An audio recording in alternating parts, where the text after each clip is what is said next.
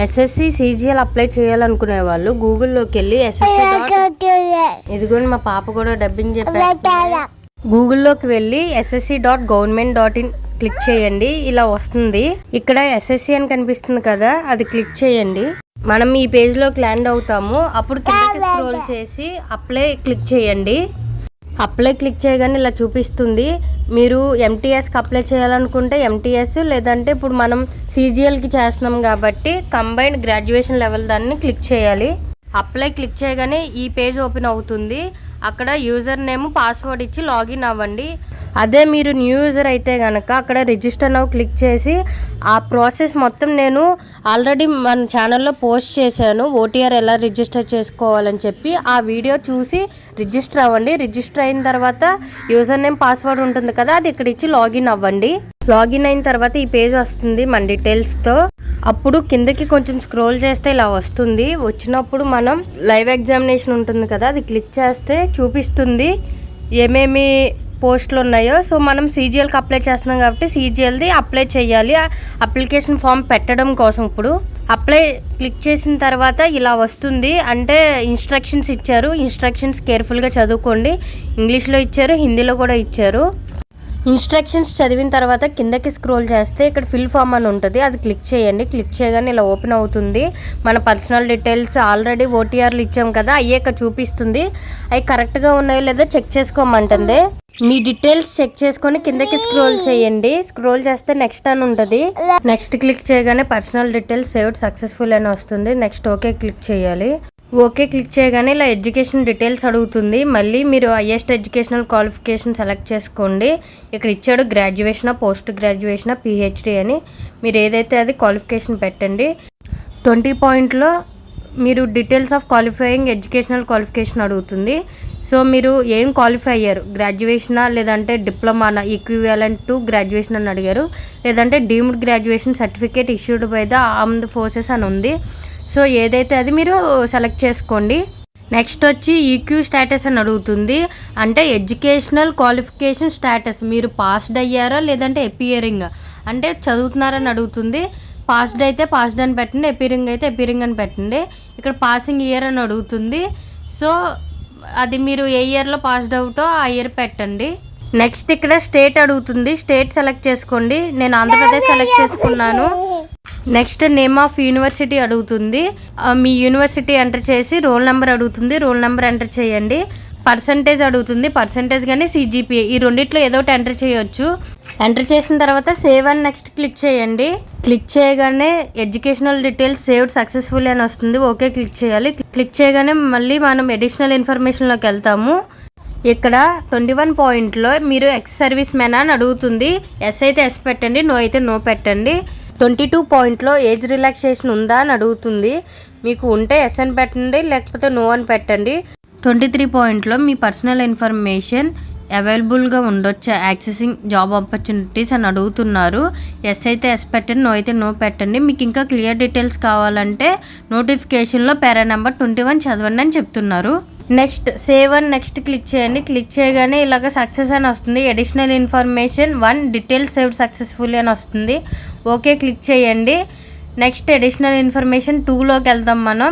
ఇక్కడ 24 పాయింట్లో examination centre select చేసుకోమంటున్నారు. మీకు ప్రిఫరెన్సెస్ ఏమున్నాయో 1, 2, 3 సెలెక్ట్ చేసుకోమంటున్నారు.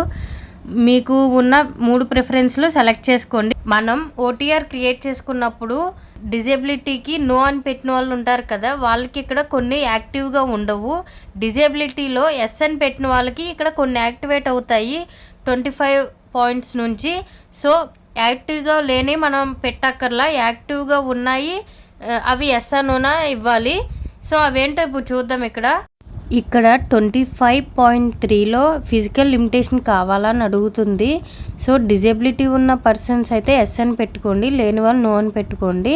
సో నో అని పెట్టుకోగానే ఇక్కడ 25.4లో ఇది ఆగిపోతుంది అనమాట. అంటే మనకి యాక్టివేట్ అవ్వదు. అది డిజేబిలిటీ పర్సన్స్ ఎస్ అని పెడితే మాత్రం స్క్రైబ్ కావాలని అడుగుతుంది. సో ఎస్ పెట్టండి. 26.1లో మీరు పోస్ట్ ఆఫ్ జూనియర్ స్టాటిస్టికల్ ఆఫీసర్కి అప్లై చేయాలనుకుంటున్నారా లేదా అని అడుగుతుంది. అప్లై చేయాలనుకుంటే ఎస్ పెట్టండి, లేకపోతే నో పెట్టండి. 26.2లో do you possess EQ for the post of junior statistical officer అని అడుగుతుంది. అంటే మీకు ఎడ్యుకేషనల్ క్వాలిఫికేషన్ సరిపోయిందా లేదా అని అడుగుతుంది జూనియర్ స్టాటిస్టికల్ ఆఫీసర్కి. సో ఎస్ అయితే ఎస్ పెట్టండి, నో అయితే నో పెట్టండి. సేమ్ ఇక్కడ 27.1లో కూడా వేరే పోస్ట్ ఉంది, స్టాటిస్టికల్ ఇన్వెస్టిగేటర్ గ్రేడ్ 2 RGI. ఆ పోస్ట్కి కూడా మీరు అప్లై చేయాలనుకుంటున్నారా లేదా అని అడుగుతుంది. ఎస్ అయితే ఎస్ పెట్టండి, నో అయితే నో పెట్టండి.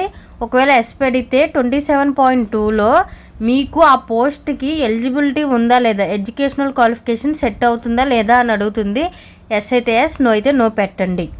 ఇప్పుడు సేవ్ అండ్ నెక్స్ట్ క్లిక్ చేయండి. క్లిక్ చేయగానే ఇలా అప్లోడ్ ఫోటోగ్రాఫ్ అండ్ సిగ్నేచర్లోకి వెళ్తాం మనం. సో ఇక్కడ ఫోటోకి ఇన్స్ట్రక్షన్స్ ఇచ్చారు. ఇప్పుడు ఫోటో ఎలా అప్లోడ్ చేయాలో చూద్దాము.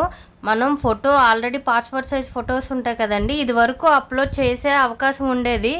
ఇప్పుడు రూల్ మార్చేశారు. ఫోటో మనం లైవ్గా దిగాలి అప్లికేషన్ పెట్టేటప్పుడే.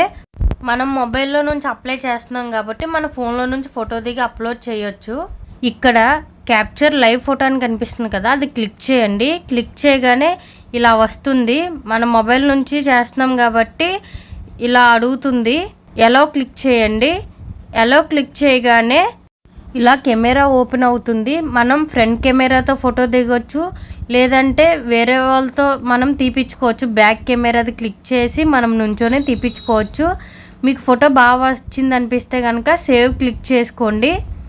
లేదు బాగా రాలేదు అనిపిస్తే కనుక క్యాప్చర్ అగైన్ క్లిక్ చేయండి.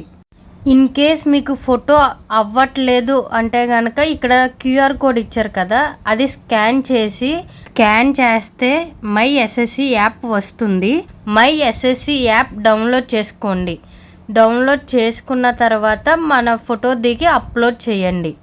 ఇప్పుడు మన ఫోటో అప్లోడ్ అయిపోయింది. నెక్స్ట్ వచ్చి అప్లోడ్ యువర్ సిగ్నేచర్ అని అడుగుతుంది. సో మన సిగ్నేచర్ కూడా ఇక్కడ ఇన్స్ట్రక్షన్స్ ఇచ్చారు. సో సిగ్నేచర్కి వచ్చి 10 KB నుంచి 20 KB సైజ్ మధ్యలో ఉండాలి. డైమెన్షన్స్ కూడా ఇచ్చారు. సేమ్ ఆ డైమెన్షన్స్ని బట్టే మనం సిగ్నేచర్ అప్లోడ్ చేయాలి. డైమెన్షన్స్ కరెక్ట్గా లేకపోతే సిగ్నేచర్ తీసుకోదు. ఇన్ కేస్ మీకు ఫోటో అప్లోడ్ చేయడం రాకపోయినా, సిగ్నేచర్ అప్లోడ్ చేయడం రాకపోయినా ఈ వీడియో కింద కామెంట్ పెట్టండి, ఇలాగా ఫోటో సిగ్నేచర్ గురించి ఇన్ఫర్మేషన్ కావాలని. అప్పుడు నేను ఇంకొక వీడియో చేస్తాను. ఫోటో ఎలా అప్లోడ్ చేయాలి, సిగ్నేచర్ ఎలా అప్లోడ్ చేయాలి, ఎలా చేయాలన్నది క్లియర్గా చేస్తాను. సిగ్నేచర్ అప్లోడ్ చేశాను. అప్లోడ్ చేసిన తర్వాత సేవ్ అండ్ నెక్స్ట్ క్లిక్ చేయాలి. క్లిక్ చేయగానే ఇలా వస్తుంది ప్రివ్యూ ఫామ్ అని. సో మన ఫామ్ని ప్రివ్యూ చూసుకోవచ్చు, అన్ని డీటెయిల్స్ కరెక్ట్గా ఉన్నాయా లేదా అని. కరెక్ట్గా ఉంటే డిక్లరేషన్ చేయాలి. డిక్లరేషన్ ఇలా ఓపెన్ అవుతుంది. డిక్లరేషన్లో మనం పాయింట్స్ అన్నీ చదువుకొని ఐ అగ్రీ క్లిక్ చేయాలి. క్లిక్ చేసి క్యాప్చా ఎంటర్ చేయాలి. క్యాప్చా ఎంటర్ చేసి సేవ్ అండ్ నెక్స్ట్ క్లిక్ చేయాలి. సేవ్ అండ్ నెక్స్ట్ క్లిక్ చేయగానే ఇలాగా ఫామ్ రిసీవ్డ్ సక్సెస్ఫుల్లీ అని వస్తుంది. మన ఫామ్ని ప్రింట్ చేసుకోవచ్చు, లేదా ఫోన్లోనే డౌన్లోడ్ చేసుకొని ఉంచుకొని ఎగ్జామ్కి వెళ్ళే టైంలో ఇది జిరాక్స్ ఒకటి తీసుకెళ్ళాలి. ఇంకా ఫర్దర్ వాటికి ఈ అప్లికేషన్ యూజ్ అవుతుంది. సో ప్రింట్ తీసుకొని జాగ్రత్తగా ఉంచుకోండి. PDF ఫార్మాట్లో కూడా డౌన్లోడ్ చేసుకొని ఫోన్లో ఒకటి ఉంచుకోండి. ఇప్పుడు నెక్స్ట్ వచ్చి మనం అప్లికేషన్ హిస్టరీ చూసుకోవాలంటే కనుక మనం ssc.government.inలోకి వెళ్ళి లాగిన్ అయ్యి మన లాగిన్ అయిన తర్వాత అప్లికేషన్ డీటెయిల్స్ అని చూపిస్తుంది. అది క్లిక్ చేస్తే మన అప్లికేషన్ స్టేటస్ కూడా చూపిస్తుంది. మనం ఎప్పుడు అప్లికేషన్ పెట్టాము, అది స్టేటస్ సక్సెస్ అయిందా లేదా అని. నేను ఉమెన్ కాబట్టి నాకు ఫీ ఎగ్జామ్షన్ ఉంది. సో మేల్ పర్సన్స్ అందరికీ ఫీ పే చేయాలి. సో ఫీజు పే చేసిన తర్వాత అప్లికేషన్ స్టేటస్ చెక్ చేసుకోండి, ఫీ క్లియర్ అయిందా లేదా అన్నది. మేల్ పర్సన్స్ ఫీజు పే చేసిన తర్వాత అప్లికేషన్ ఇది స్టేటస్ పెండింగ్ చూపిస్తుందా లేదా చెక్ చేసుకోండి. పేమెంట్ డీటెయిల్స్ కూడా కరెక్ట్గా చూసుకోండి. ఈ వీడియో మీకు యూజ్ఫుల్ అయితే కనుక ఛానల్ని సబ్స్క్రైబ్ చేసుకోండి.